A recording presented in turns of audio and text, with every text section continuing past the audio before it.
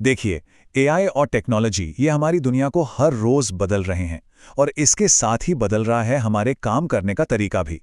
तो सवाल ये उठता है कि इस तेज रफ्तार बदलाव में हम पीछे ना छूट जाएं, इसके लिए आखिर किया क्या जाए? चलिए आज इसी सवाल का जवाब ढूंढते हैं।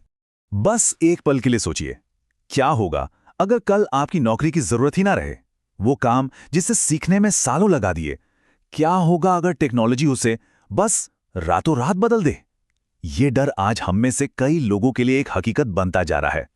अच्छा, इस डर को ना थोड़ा और अच्छे से समझने के लिए आपको इतिहास में लेके चलते हैं। ये कहानी है दो भाई बहनों की, जिनकी दुनिया एक नई टेक्नोलॉजी ने हमेशा के लिए बदल दी। कल्पना कीजिए, 1940 का दशक। एक भाई टाइप सेटर है। उसका काम बहुत मेहनत वाला है, मतलब बहुत ही ज्यादा।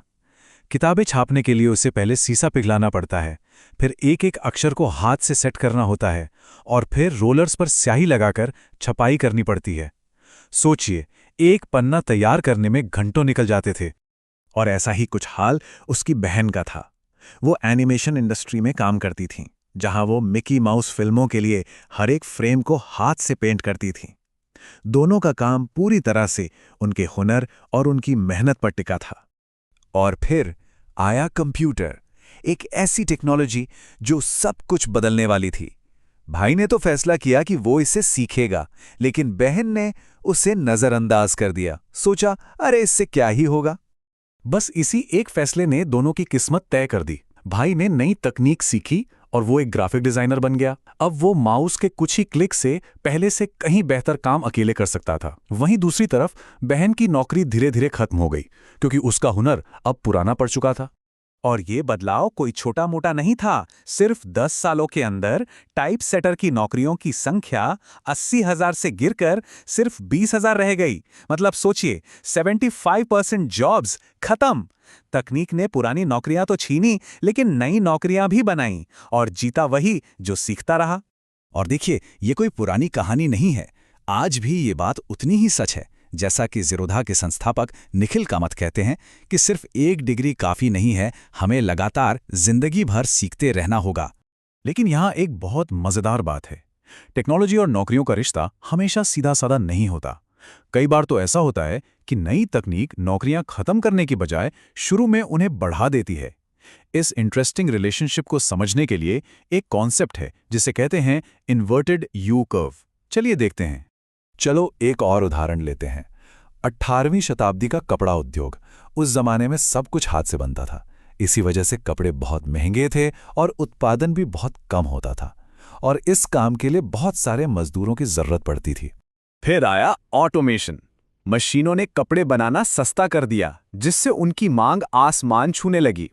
लेकिन हुआ क्या पता है? एकदम उल्टा। इस बढ़ी हुई मांग को पूरा करने के लिए नौकरियां कम होने की बजाय और ज्यादा बढ़ गईं। पर यह बूम हमेशा के लिए नहीं था। जल्द ही फैक्ट्रियां जरूरत से ज्यादा कपड़े बनाने लगीं और नतीजा, तनख्वाहें गिरने लगीं और नौकरियां जाने लगीं। ये उल्टा यू कर्व हमें यही सिखाता है कि कोई भी उछाल हमेशा नहीं रहता। अगर उन मजदूरों ने नए हुनर नहीं सीखे तो वो भी पीछे छूट गए। तो असली सवाल अब यह है कि लगातार और तेजी से सीखा कैसे जाए। इसका जवाब हमें हमारी सदी के सबसे बेहतरीन विचारकों में से एक डेमिस हसाबिस की कहानी से मिलता है। डेमिस हसाबिस बचपन से ही एक जीनियस थे। सोचिए, 4 साल की उम्र में शतरंज खेलना शुरू किया, 8 साल की उम्र में प्रोग्रामिंग, और 13 साल की उम्र तक तो वो चेस मास्टर बन चुके थे। फिर 2010 में उन्होंने डीप माइंड की शुरुआत की, जिसका एक ही बड़ा लक्ष्य था, इंटेलिजेंस की पहेली को सुलझाना। तो डीप माइंड ने यह किया कैसे? उनका तरीका बड़ा अनोखा था। उन्होंने पहले गेम्स की दुनिया में महारत हासिल की और फिर उसी सीख का इस्तेमाल दुनिया की सबसे बड़ी चुनौतियों को हल करने में किया। उनका तरीका सुनने में बड़ा आसान लगता है, प्रोजेक्ट बेस्ड लर्निंग। उन्होंने हर गेम को एक प्रोजेक्ट की तरह लिया। पहले अटारी गेम्स, फिर दुनिया का सबसे मुश्किल खेल गो, और फिर स्टारक्राफ्ट 2। हर प्रोजेक्ट के साथ उनका एआई और ज्यादा काबिल और ताकतवर होता गया। और इस अप्रोच का रिजल्ट माइंड ब्लोइंग था। उनकी टीम ने अल्फाफोल्ड नाम का एक एआई बनाया जिसने 20 करोड़ प्रोटीन स्ट्रक्चर्स की पहेली को सुलझा दिया। ये एक ऐसा काम था जिसे करने में शायद इंसानों को हजारों साल लग जाते। तो चलो अब इस पावरफुल मेथड को, जिसे प्रोजेक्ट बेस्ड लर्निंग या पीबीएल कहते हैं, थोड़ा और समझते हैं। देखिए, पीबीएल का मतलब है कि आप किसी असली समस्या से शुरुआत करते हैं और उसे हल करने के लिए जो कुछ भी जरूरी है वो सब सीखते जाते हैं। मतलब ये हमारी ट्रेडिशनल पढ़ाई से एकदम उल्टा है, जहां हम पहले सीखते हैं और फिर सोचते हैं कि अरे इसका इस्तेमाल कहाँ करें। इस तरीके के 4 सबसे बड़े फायदे हैं। पहला, आपको हमेशा पता होता है कि आप सीख क्यों रहे हैं, क्योंकि एक असली प्रॉब्लम सामने होती है। दूसरा, आप अकेले नहीं सीखते, किसी प्रोजेक्ट पर काम करते हुए आप एक्सपर्ट से जुड़ते हैं।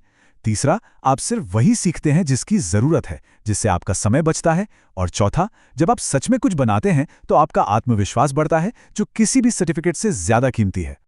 तो ठीक है, इतनी सारी बातें हो गईं, अब एक्शन लेने का टाइम है। जैसा कि नवल रविकांत कहते हैं, महारत हासिल करने का लक्ष्य 10,000 घंटे लगाना नहीं है, बल्कि 10,000 बार कोशिश करना है, गलती करना है, सुधारना है और दोहराना है। असली लर्निंग तब होती है जब आप कुछ करते हैं, एक्टिवली, सिर्फ पैसिवली बैठे बैठे टाइम नहीं निकालते।